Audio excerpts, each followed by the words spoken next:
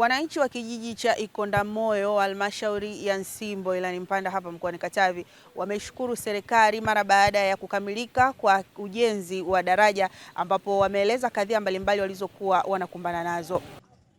Changamoto tulizokuwa nazo katika daraja hii limetuchukua kwa usumbufu wa miaka mingi mpaka na kupoteza maisha ya watoto takribani kama 6 wakikumbwa na mafuriko ya maji.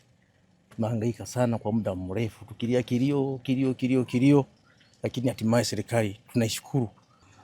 Unakuta hata elimu kwa kweli ilikuwa ni changamoto. Wasomi walikuwa wazuri, lakini wengi walikuwa wanafeli kupitia hilo. Akienda kwa shuleni mara moja kwa mwezi, daraja likijaa wiki hawavuki kwenda shule. Kwa kweli hali iliyokuwepo mkuu wa mkoa ni jambo la kushukuru sana. Mwenyezi Mungu yupo, kwa kweli nasikia kilio cha watu. Na ndio maana mpaka sasa hizi unaona tumesimama hapa juu, pikipiki wenyewe umeshuhudia watu wamepanda wamepakiana kwa kulingana kwamba na ubora wa tatizo ambalo lililokuwa hapa. Mkuu wa mkoa wa Katavi Mwanamvua Mrindoko ameridhishwa na ujenzi wa daraja katika kijiji cha Ikondamoyo na kutoa rai kwa wananchi kutunza miundombinu ya daraja hilo. Maana yake ni kwamba mtunze miundombinu.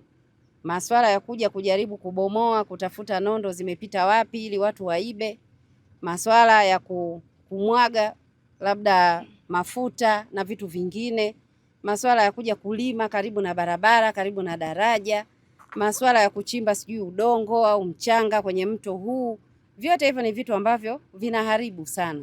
Kwa hiyo Mheshimiwa Diwani pamoja na viongozi hawa wa vijiji na vitongoji, naomba hilo mlisimamie. Aidha, wananchi hawa wameiomba serikali kukumbuka maeneo ya vijijini katika ukarabati wa miundombinu, hasa madaraja pamoja na barabara, hususan katika kipindi hiki cha mvua za masika. Mwanaidi Waziri FM.